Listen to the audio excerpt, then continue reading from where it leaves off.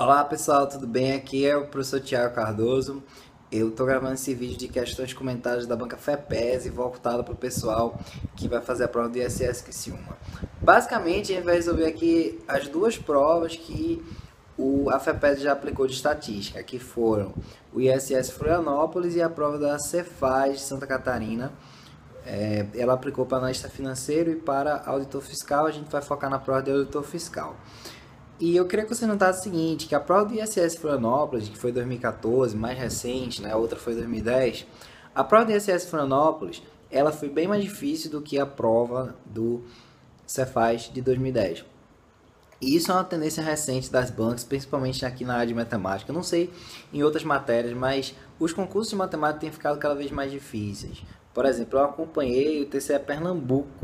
Tá, então, comparando a prova, né, a gente teve uma prova lendária lá do TCU, o TCU 2015, foi uma prova realmente bem difícil de estatística. Todo mundo comentou que o CESP só tinha chegado naquele nível de dificuldade nos concursos específicos para estatística. No TCU ele chegou naquele nível de dificuldade. Mas aí se você for ver, por exemplo, TCU 2015, aí teve TCE Santa Catarina, né, teve TCE Paraná, teve TCE Pará em 2016. Principalmente ali no TCE Paraná, do TCE Pará, perdão, você não via aquele nível de dificuldade, a não ser na área específica, né, de estatística.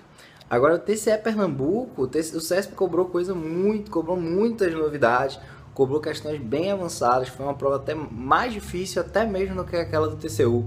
Então foi uma prova bem difícil em comparação às provas que o CESP aplicou em 2016. E com a FEPES não está sendo diferente, tá? Então eu imagino que a prova do ISS Criciúma vai vir do mesmo nível de dificuldade do ISS Florianópolis ou maior, né? Provavelmente maior. Por isso a gente tem que se preparar aí para tudo nessa prova. Beleza, pessoal? Então vamos dar uma olhada nas questões, tá? Vocês vão ver que, em geral, a FEPES gosta mais das questões de estatística inferencial. Ela não cobra num nível de dificuldade tão alto, não chega a ser, por exemplo, como o CESP, não chega a ser um FCC, tá? Nem um ESAF, mas ela cobra questões bem conceituais, então é muito importante você estar atento aos conceitos de estatística diferencial. Vamos dar uma olhada? Então vamos começar com as nossas questões aqui de estatística retiradas da FEPES. Vamos lá, primeiro essa questão sobre regressão linear. Observando os dados na figura abaixo, como os dados na figura abaixo estão dispersos, podemos notar que o modelo de regressão polinomial, né? Aqui o examinador já deu um vacilo, né? Porque ele já entregou uma parte da resposta. Falou que era polinomial. Mais indicado para aproximá-los é... Bom, pessoal, veja o seguinte. Quando a gente está falando de regressão polinomial, a gente tem que olhar quantos pontos de inflexão tem o nosso gráfico. E aqui, ó, eu estou vendo um, né? Deixa eu só... Para você entender um pouquinho melhor. A gente pode ver que o jeitão da curva é esse, né? Esse jeitão aqui. E nessa curva, a gente tem um ponto, 2 pontos de inflexão.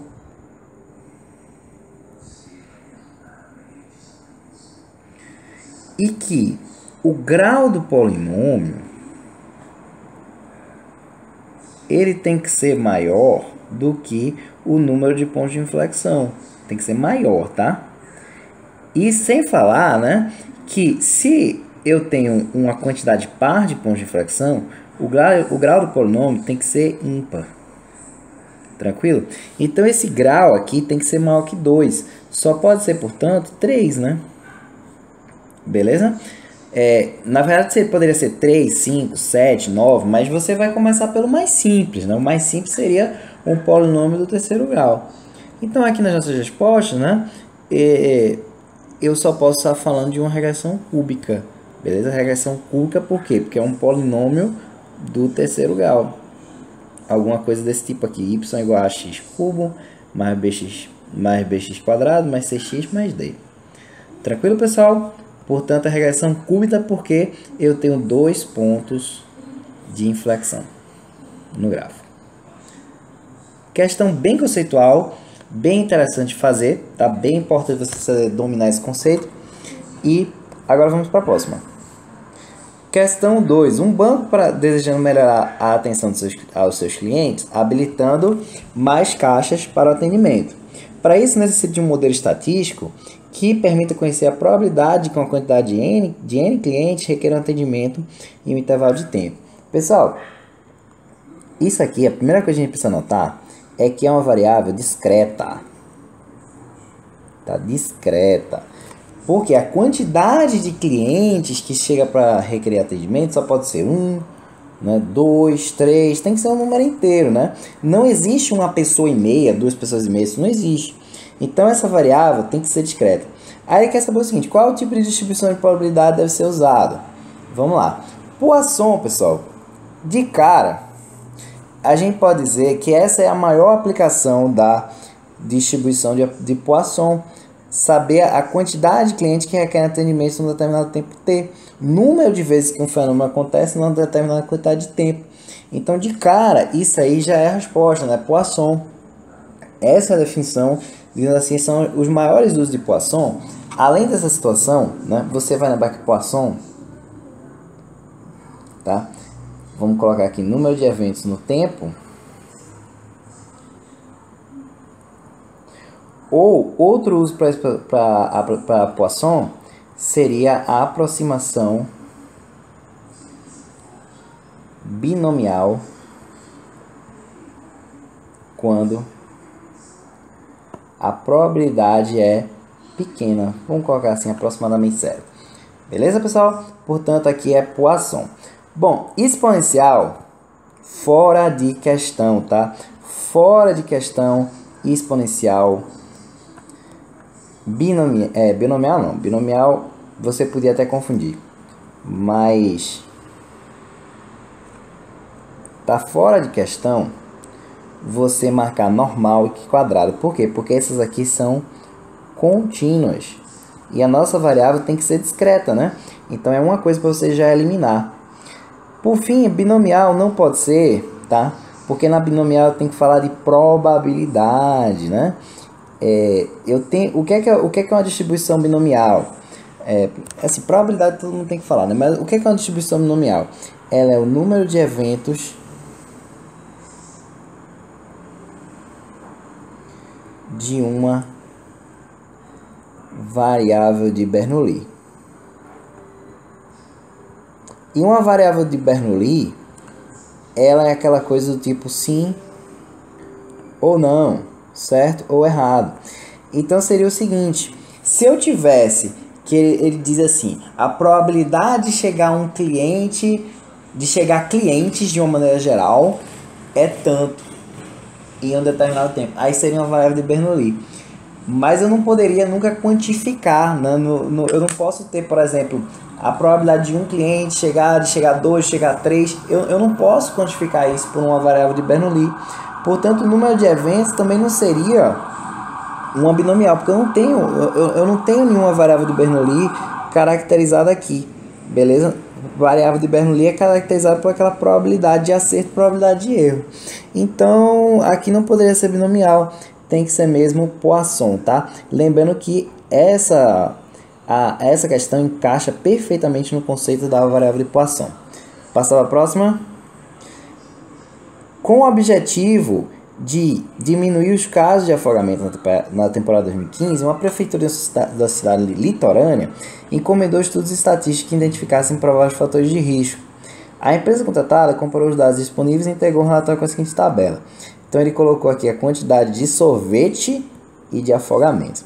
Aí você nota o seguinte, quando diminui a quantidade de sorvete consumida no mês, aumenta a quantidade de afogamentos. Legal, né, pessoal? Então, o que está querendo dizer isso aqui? Aplicando o modelo de estatística de regressão linear, os dados da tabela abaixo, podemos afirmar que os dados são linearmente correlacionados. E isso é verdade, pessoal. Por quê?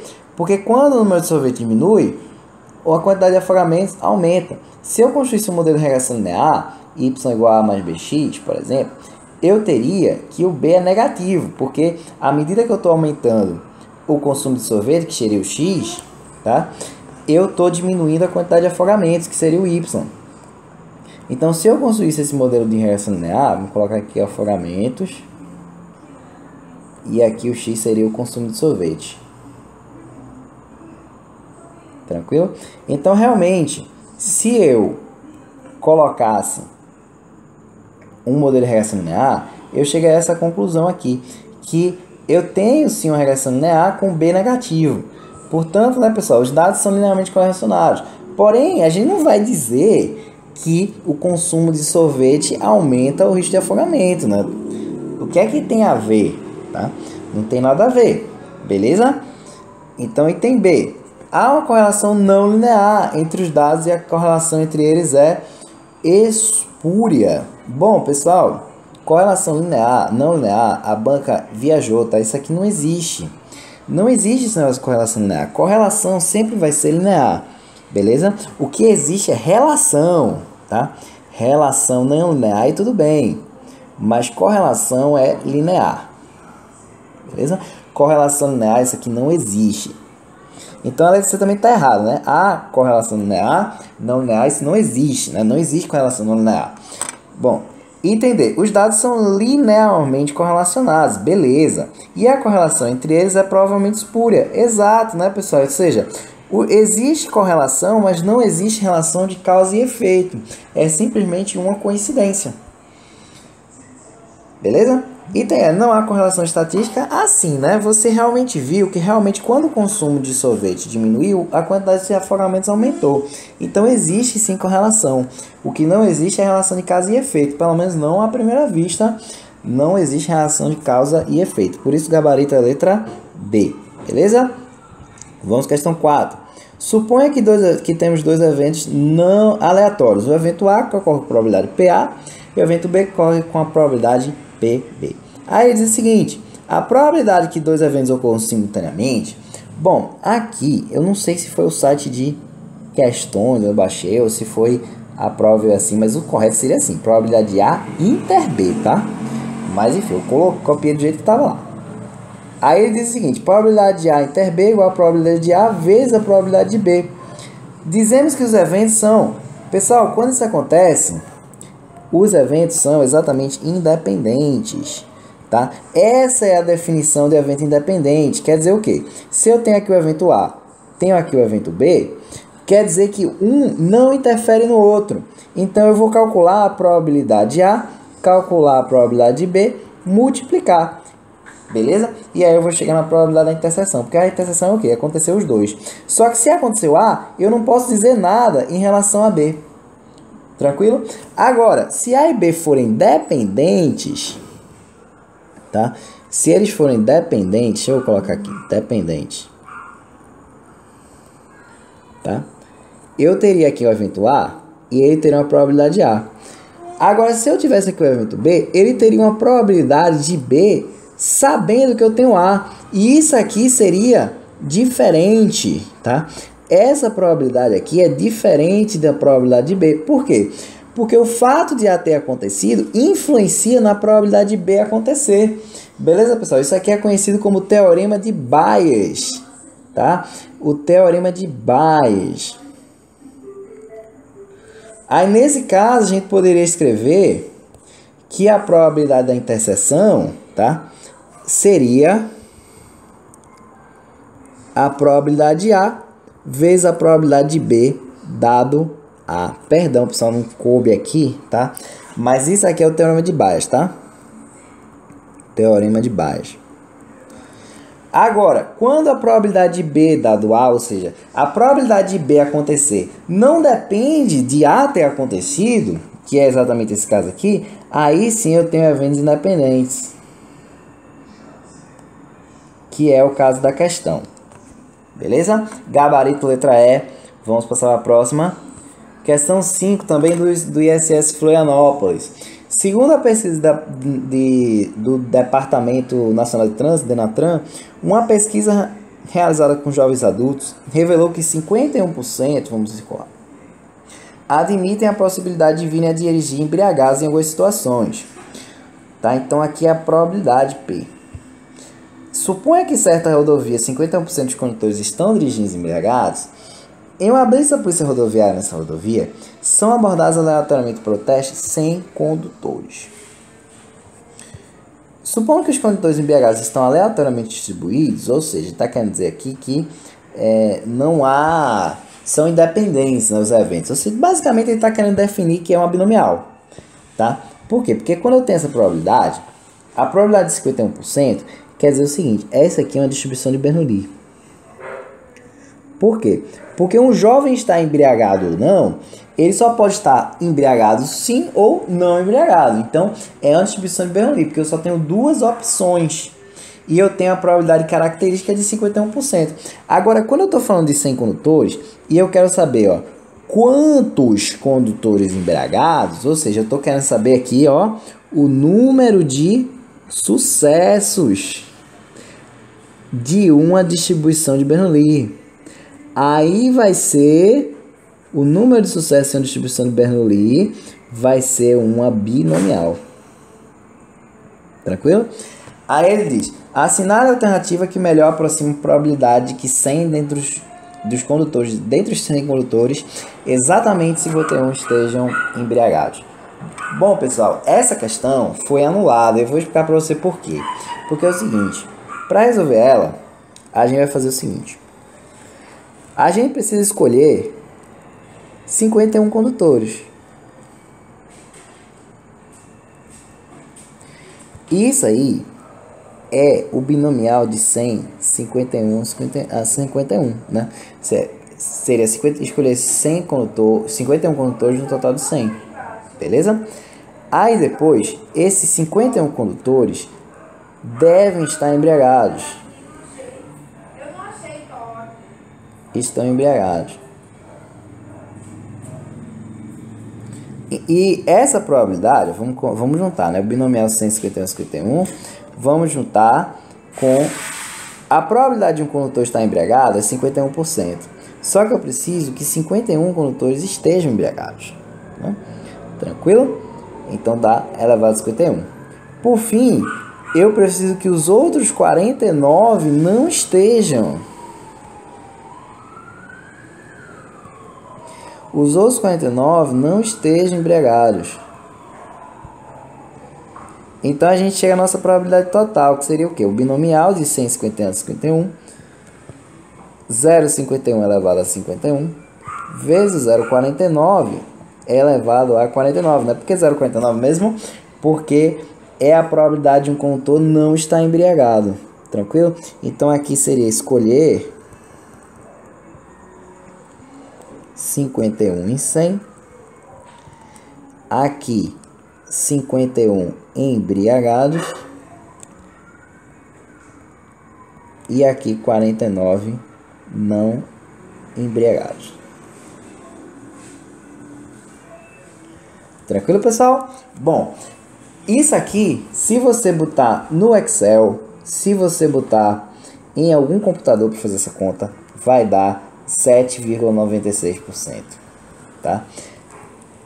Essa questão teria gabarito letra A, porém, é muito difícil para um ser humano fazer essa conta na hora da prova. Olha só que conta horrível de se fazer, tá?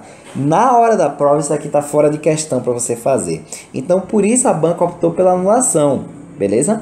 Mas, assim, se ele tivesse dado para você, ele tinha que ter fornecido essas potências, esse binomial, tá? Ele tinha que ter fornecido, beleza? Como não forneceu, a banca resolveu anular essa questão. Mas, só para você ver, realmente essa questão daria 8%, tranquilamente. Se ela tivesse fornecido esses dados, daria para fazer. Aí, só para você ver como é que funciona, eu coloquei essa questão aqui da ESAF, muito parecida, que diz o seguinte: em um determinado município, 70% da população é favorável a um projeto. Se uma amostra aleatória de 5 pessoas dessa população for selecionada, tá? Essa aqui é a probabilidade característica, né? E se eu tenho uma amostra de 5 pessoas, exatamente 3 forem favoráveis ao projeto. Então, o que a gente tem que fazer? Vamos lá, mesmo passo. Escolher 3 em 5. A gente precisa escolher 3 pessoas no total de 5. E isso aí é o quê? É o binomial de 5, 3 a 3. Estou escolhendo 3 em 5. Isso, pessoal, é 5 fatorial dividido pelo 3 fatorial vezes 5 menos 3 dá 2 fatorial. E o que é o fatorial? É o produto de todo mundo, ó. 5 vezes 4, tá? Vezes 3 vezes 2 vezes 1. Aqui vai dar 3 vezes 2 vezes 1. E aqui vai dar 2 vezes 1. Tranquilo? É o produto de todos os inteiros até aquele número. Aqui você percebe que já corta. Esse 2 dá para simplificar aqui. Fica 5 vezes 2, que é 10. O próximo passo é os 3 são favoráveis. Tá aqui, os 3 favoráveis. Vamos colocar aqui todo mundo favorável.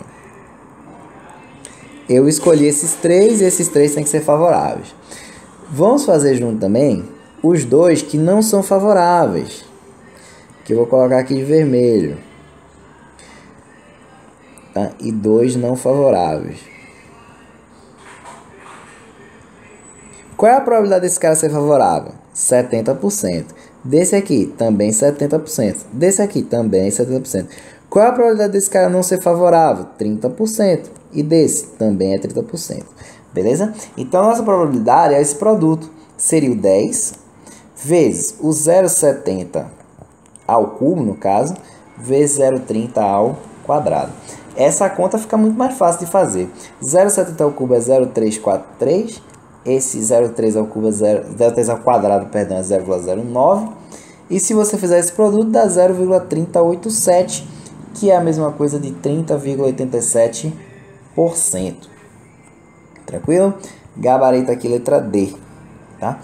Coloquei essa questão só para você saber, né? Porque como a FEPES já cobrou uma questão muito parecida, infelizmente foi anulada por causa de que o examinador não colocou os dados, né? Eu coloquei uma questão aqui que dá para você fazer sem precisar dos dados, dá para você sair calculando binomial, só para você pegar o jeito e saber como é que é, tranquilo? Então vamos passar para a próxima. Agora, né, a gente resolveu a prova do ISS Florianópolis e agora nós vamos resolver a prova do Cefaz, né, do ICMS, né, para auditor fiscal de Criciúma. Na verdade, eu selecionei uma questão da prova de analista financeiro, porque foi uma questão bem bacana. Um tema que eu já vi, já tem várias questões da FEPES sobre regressão linear, né? Então vamos fazer essa questão que vale a pena. Bom, então tá lá. Considere um modelo de regressão linear qualquer gerou resíduos padronizados que estão representados no diagrama de dispersão a seguir, em função dos valores da variável independente, né? Ou seja, do x, né? Ele está falando de um modelo y igual a mais bx, mais um erro, tá? Esse epsilon aqui seria o erro.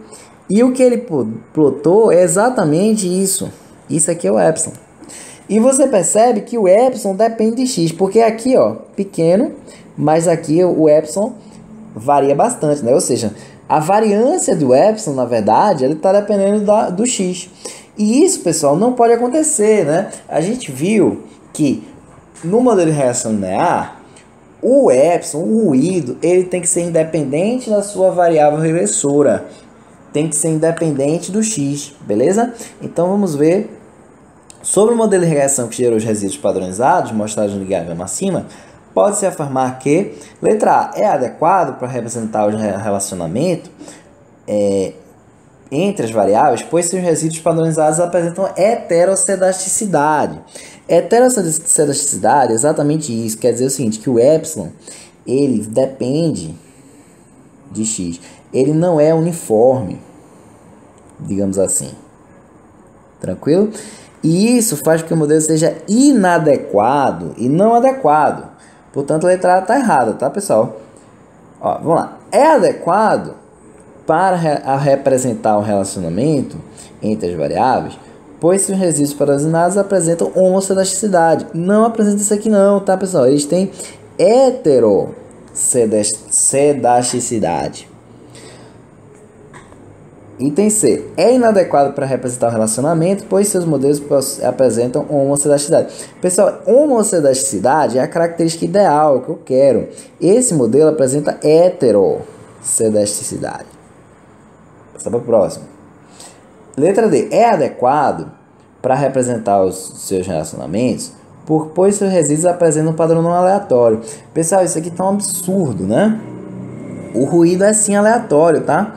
Você pode ver, o ruído é aleatório, tanto é que o que eu falei, né, é que a variância do epsilon é que depende de x, tá? Variância do epsilon depende de x. Então, o ruído é sim aleatório, beleza? É sim aleatório. Então, isso aqui, pelo amor de Deus, tá errado e ele não é adequado, porque ele apresenta justamente o tal da heterocedasticidade, que é o que está dizendo na letra E. O modelo é inadequado, pois seus resíduos apresentam heterocedasticidade. Perfeito aqui a letra E. Beleza, pessoal? Heterocedasticidade não é uma coisa boa no modelo de regressão linear. Tranquilo? Vamos passar por mais uma questão. Agora vamos resolver a prova do Cefaz Santa Catarina, auditor fiscal da Receita Federal, da Receita Estadual, perdão. Então vamos lá. Considere a tabela agrupada em classes mostrada a seguir, referente a um conjunto de notas de 100 alunos, considerados como a população da pesquisa para a resolução das questões 34 e 35, que na verdade aqui vai ser 8 e 9. Bom, ele deu aqui as classes e deu para você acumular. Qual a média das notas? Pessoal, média das notas. Pessoal, quando a gente tem dados categorizados, a gente vai supor distribuição uniforme, tá bom? Uniforme nas classes. Então, o que a gente vai fazer? A gente vai pegar o ponto médio da classe. Para calcular a média, a gente vai pegar o ponto médio. Então, ponto médio de 15 a 35 é 25. Ponto médio de 35 a 55 é 45. Aqui o ponto médio é 65. Aqui embaixo 85. E aqui embaixo 105. Tranquilo?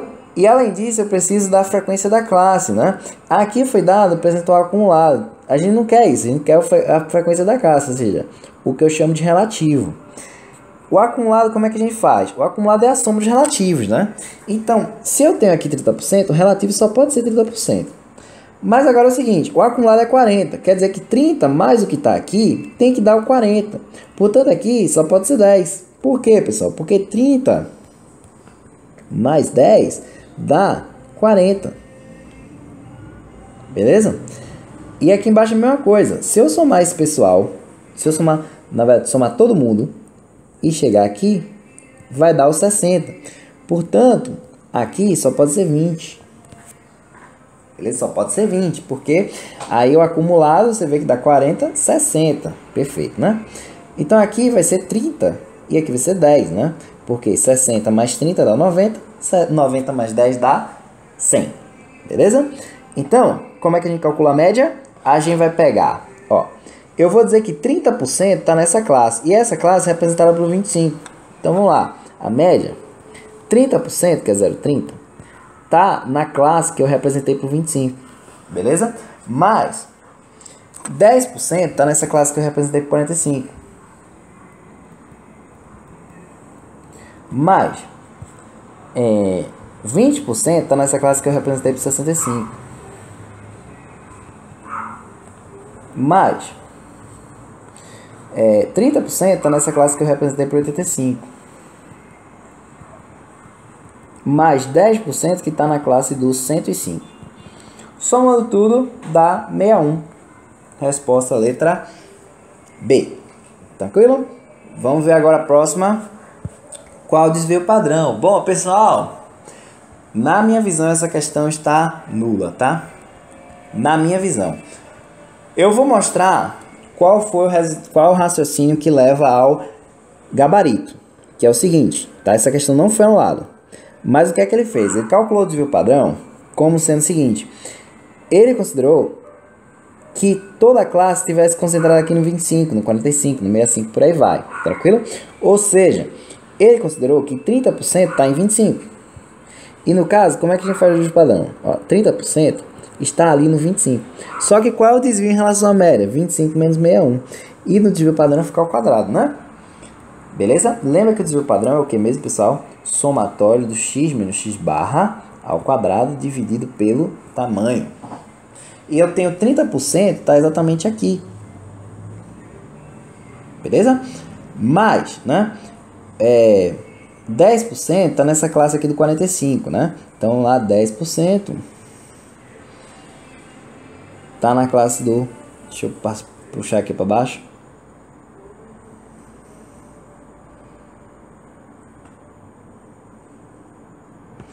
Eita. Calma. Isso, né? Agora sim. Vamos lá. 10% está na classe do 45 menos 61 ao quadrado. Mais, né? A gente tem... Quanto mesmo? 20% nessa classe do 65.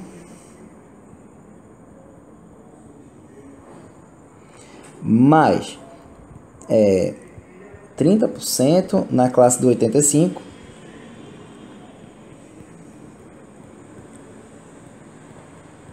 Mais 10% na classe do 105. Tranquilo? Então, né, dividido, né, seria isso aqui dividido pela soma 0,30 mais 0,10 mais 0,20 mais 0,10 mais 0,30 mais 0,10. Só que essa soma dá 1, né? Você pode ver que essa soma dá 1. Bom, vai ficar o quê? 0,30 vezes 61 menos 25. Deixa eu fazer essas contas aqui, tá? Só para você ver como foi que chegou-se no gabarito, digamos assim. Isso aqui dá 36 ao quadrado mais 0,10 vezes 41 menos 65 daria menos 16, fica 16 ao quadrado, mais 0,20 vezes 4 ao quadrado, né? Mais 0,30. 85 menos 61 vai dar 24 ao quadrado, mais 0,10 vezes essa diferença aqui dá 44 ao quadrado. E se você fizer essa conta, dá 784. Portanto, o desvio padrão seria a raiz quadrada da variância, né? Que dá 28. Tranquilo? Resposta letra D, tá? Deixa eu comentar uma coisa com você que eu acho bem mais importante até do que isso, seria o cálculo dessa raiz quadrada. Como é que a gente pode calcular a raiz quadrada? Então, deixa eu puxar aqui uma tela em branco, tá, pessoal? Só colocar aqui um slide em branco. No slide. Como é que eu vou fazer a raiz quadrada do 784? Pessoal, o que a gente pode fazer é o seguinte: separa aqui em 2, tá? E aí a gente faz esse traço aqui. Qual é o número que é ao quadrado fica antes de 7, né? É o 2, né? Porque 2 ao quadrado dá 4. Então, fica aqui 7 menos 4, que dá 3. Aí aqui agora baixou 384. E aí é o seguinte, vamos lembrar que 1 ao quadrado dá 1, 2 ao quadrado dá 4, tá? 3 ao quadrado dá 9, 4 ao quadrado dá 16, 5 ao quadrado dá 25, tá? 6 ao quadrado dá 36, 7 ao quadrado dá 49, 8 ao quadrado dá 64, 9 ao quadrado dá 81 e 10 ao quadrado dá 100. Aí agora é o seguinte, esse 2 eu vou multiplicar por 2, vai ficar 4 aqui. E agora eu vou procurar um número x, que se eu botar aqui 4x vezes x, vai dar o 384. Só que esse número x, o quadrado dele precisa terminar exatamente no 4. E quais são os números que o quadrado termina em 4? 2 ao quadrado, 8 ao quadrado. Então, pessoal, a gente só tem que testar, tem o 2, né? 22 ou 28. Então, o que é que a gente vai fazer? Pega ali, 42 vezes 2 dá, 2 vezes 2 dá 4, 2 vezes 4 dá 8, fica 84. Então, não é 48 vezes 8. 8 vezes 8 dá 64. 8 vezes 4 dá 32, mais 6, 384. Então, exatamente esse x aqui é 8. Então, vamos colocar que esse x, a gente já descobriu 8.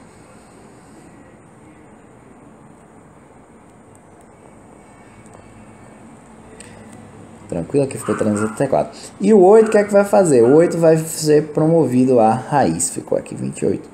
Beleza? Por isso que a raiz quadrada de 784 é igual a 28. Beleza? Agora, deixa eu comentar para você porque essa questão, na verdade, ela está nula. Para você entender porque essa questão está nula, tá? Vamos lembrar aqui que nas classes eu tenho que considerar a distribuição uniforme. Tudo bem?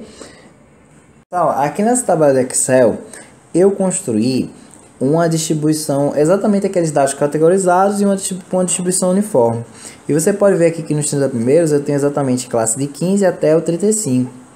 Depois eu tenho do 35 até o 55, né? Nos 40. Depois até os 60 eu tenho do 55 ao 75. Até o 90 eu tenho do 75 a 105. e até o 90, né? Perdão. Até o 90 vai de 75 a 95, que é exatamente aquela classe, né? Por fim, na última classe, que é 10%, tem 95 a 115. Eu sei exatamente como o problema pediu. E eu calculei aqui no Excel, o desvio padrão deu 28,8. Tranquilo? Portanto, você pode ver, né, que na verdade aquela questão está nula, né? Não dá para calcular o desvio padrão daquele jeito.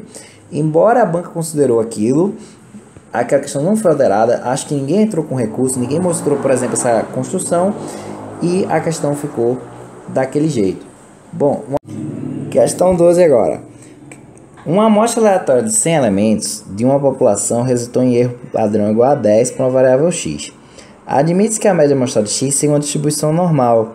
Com base nessas informações, calcule o erro amostral de um intervalo bilateral, tá, de 95% de confiança para a média de x. Pessoal, pelo teorema do limite central, a média amostral, tá, ela vai ter a média exatamente igual ao valor esperado da variável, e o desvio padrão vai ser o desvio padrão da variável dividido pela raiz quadrada de n. Beleza? O desvio padrão aqui que eu chamo de desvio padrão da população, deixa eu chamar aqui só para você não confundir, tranquilo? Então, quem é o intervalo de confiança? O intervalo de confiança vai ser em torno da média, mais ou menos, o z alfa vezes o desvio padrão aqui da amostral, da média amostral. Tranquilo? Então vai ficar z alfa vezes o desvio padrão dividido pela raiz quadrada de n. E é exatamente isso que ele quer. Tá? Exatamente isso aqui, ó. Isso é o que ele chamou de erro amostral, ou seja, a variação, digamos assim, do intervalo de confiança. Então, o z alfa, o sigma x e o raiz de n. Agora, quem é o z alfa? Bom, isso aqui eu achei de extremo mau gosto da nossa questão. Por quê? O z alfa é isso aqui, pessoal. Vamos supor que eu tenho aqui uma normal. Tranquilo? E eu tenho aqui o z alfa. Aqui eu teria o menos z alfa. Essa área aqui, entre o menos z alfa e o z alfa, ela vai ser exatamente o alfa, que no caso é 95%. Então, eu quero que o P de Z, do módulo de Z, no caso, né, módulo de Z, né, ou seja, o módulo de Z seria essa região aqui, né? Módulo de Z menor do que Z alfa, igual a 0,95. E a questão queria que você soubesse que isso aqui é exatamente 1,96. Bom, a questão queria que você soubesse isso. Tá? Então, 1,96 é o Z alfa. Então, ficou Z alfa, que é 1,96. Vezes esse termo aqui. Agora, pessoal, só um detalhe. Que quando a questão falou de erro padrão, né? Erro padrão já é isso, tá? Isso aqui é igual a 10. Tranquilo? O erro padrão já é o desvio padrão dividido pela raiz de n. Então, toma cuidado que isso foi uma pegadinha, né? Porque aqui, né, você não tem que dividir pela raiz de n, porque na verdade ele já deu o erro padrão, beleza? Então ficaria 1,96 vezes 10, que dá 16,9. 19,6, perdão. Gabarito aqui, letra E. Agora eu achei um abuso a questão querer saber que você soubesse esse Z alfa aqui. De qualquer maneira, como a gente não sabe, né, o que é que pode vir, vai que ele resolva, o examinador resolva fazer isso de novo. Deixa eu dar alguns principais para você, tá? Deixa eu puxar aqui um slide.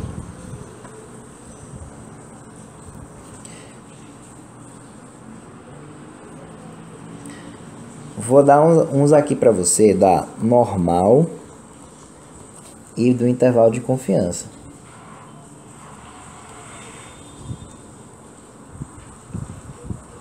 A normal é assim, P de Z menor do que Z alfa.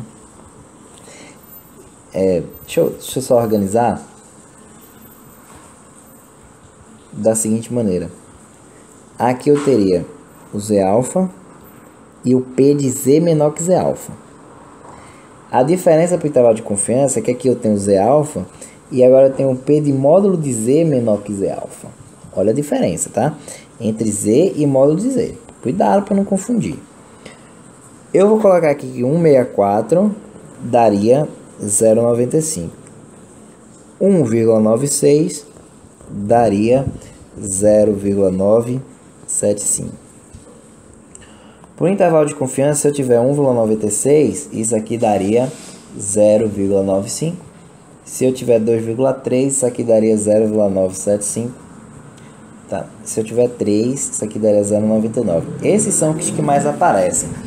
Vamos só, deixa eu só desenhar aqui um gráfico para você, para esclarecer a diferença entre os dois.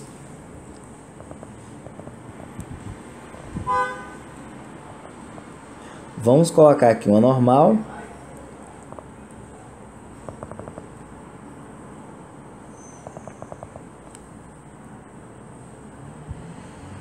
E vamos colocar aqui, por exemplo, o 1,96. Só para ficar um pouquinho mais parecido com a realidade, vamos colocar 1,96 um pouquinho mais para cá. Tá. Perdão, acabei apagando. Tá, vamos colocar 1,96 um pouquinho mais para cá. E aqui também 1,96. Essa área inteira é 0,975. Tranquilo? Então, pessoal, você pode ver que essa área pequena é que é a diferença, seria no caso 0,025. Agora, o que acontece aqui no caso do intervalo de confiança? Eu tenho 1,96 e tenho menos 1,96. E aí, pessoal, o que é que a gente tem? Essa área inteira agora é 0,95. De modo que essa área do lado de cá seria 0,025. E essa área para cá também é 0,025 por simetria, tá? Por simetria, essas duas têm que ser iguais. Beleza? Então, só para você também se ligar nessa diferença, porque isso pode ser cobrado. Vamos passar agora para a próxima questão. Vamos à questão 13. Sejam as hipóteses estatísticas sobre a média de uma variável x em uma população. A hipótese nula, que a média é 100, hipótese alternativa, a média é maior que 100. Bom, deixa eu falar uma coisa para vocês que de vez em quando cai, que é o seguinte: se eu tiver aqui o 100, a minha hipótese alternativa, ela está aqui à direita, né? Seria a hipótese alternativa, seria que a média é maior que 100. Portanto, esse é um teste que a gente chama de unilateral à direita. Por quê? Porque a hipótese alternativa está à direita da hipótese nula. Beleza? Mas vamos lá, vamos continuar nossa questão. Para testar as hipóteses, foi coletada uma amostra aleatória de 16 elementos, registrando os valores de x. Média amostral 110, erro padrão, ó, tá vendo? A FEPESE adora cobrar esse erro padrão, né? O erro padrão, vamos lembrar aqui, né? Já é isso aqui, né? O desvio padrão da amostra, que é a mesma coisa do desvio padrão sobre a raiz quadrada de n, beleza? Isso aqui chama erro padrão e a FEPESE adora cobrar isso. Admite-se que x tem uma distribuição normal na população. Deseja que o teste de significância tenha uma significância de 1%, acarretando em um valor crítico para a estatística de teste aproximadamente igual a 3, né? Ou seja, isso aqui é o Z-alfa. Ele chamou de estatística de teste, mas na verdade isso aqui é o Z-alfa, beleza? No caso, Z-alfa de limite. Então, vamos lá. Com base nessas informações, o valor da estatística de teste e a decisão do teste serão... Ó, pessoal, como a gente precisa normalizar, né? Normalização vai ser o que? X menos a média dividido pelo, no caso que ele chamou de erro padrão ou desvio padrão, ou desvio padrão da amostra, né? Como ele chamou erro padrão. No caso da 110, né, que foi a média amostral efetivamente encontrada, deixa eu só frisar aqui que seria o x bar, né? Média amostral. A média amostral encontrada foi 110, menos a média, que seria o valor a hipótese nula, né? No caso seria 100, dividido pelo erro padrão, né? Que é 4. Tá? Toma cuidado que se ele tivesse dado desvio padrão, você tem que fazer essa conta dividido por raiz de n. Como ele já deu erro padrão, então aqui só é 4. 110 menos 100 dá 10, dividido por 4, que é 2,5. Beleza? Portanto, pessoal, vamos agora entender. A nossa estatística de teste foi 2,5. Agora vamos entender a consequência disso. Eu vou desenhar uma normal. E o problema, ele deu a estatística crítica, que seria no caso... o 3, tá? Ou seja, ele deu que o 3 seria o ponto crítico do teste. E que isso aqui, o nível de significância é 1%. Quer dizer que essa área é 1%. Foi isso que foi o problema disse. Isso aqui, pessoal, é o que a gente chama de zona de rejeição da hipótese nula.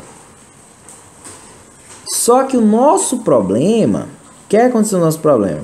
A gente achou que a estatística do teste foi 2,5. Então aqui está fora da rejeição. Portanto, eu não rejeito. Como a questão falou aceita, né? Então vamos usar a linguagem da questão. Eu aceito a hipótese nula e a estatística de teste deu 2,5. Gabarito aqui, letra B. Beleza? Questão bem legal aí, teste de hipótese. Vamos passar aqui. Sim, só uma coisa para eu falar para você também, que isso pode cair, que é o seguinte. O que é o chamado valor P? O valor P, pessoal, seria essa probabilidade aqui, ó. Eu não vou pintar só para não confundir, mas seria toda essa probabilidade aqui. Essa região aqui seria o valor P. E nesse caso, eu posso dizer que o alfa é o 1%, né? Ele é menor do que o valor P. E quando isso acontece, eu não rejeito. Tranquilo? Eu não sei calcular o valor P, mas eu sei que é maior que o alfa, né? Porque essa área é maior do que 1%. Agora, se eu tiver que o alfa é maior ou igual ao valor P, aí sim eu rejeito a hipótese nula. Tranquilo? Passar para mais um. Questão 14. Um modelo linear, uma reta, apresenta inclinação 1,5 e interceptação igual a 10. Ou seja, pessoal, vamos lá. Y igual a mais bx. O A é o chamado intercepto. E o B é a inclinação. Tá? Qual é o valor da variável dependente de acordo com o modelo quando a variável independente vale 20? Ou seja, qual é o valor de y de acordo com esse modelo? Qual é o modelo mesmo? Intercepto igual a 10. 10 mais inclinação igual a 1,5. 1,5x. Então ele quer saber y quando x é 20. Então fica 10 mais 1,5 vezes 20. Que dá 10. 1,5 vezes 20 dá 30. E 10 mais 30 dá 40. Gabarito, portanto, letra A. Olá pessoal, com isso aqui a gente encerra nosso vídeo de questões comentadas da banca FEPESE e espero que você tenha gostado, tá? Não se esqueça aí de se inscrever no meu canal e até a nossa próxima transmissão.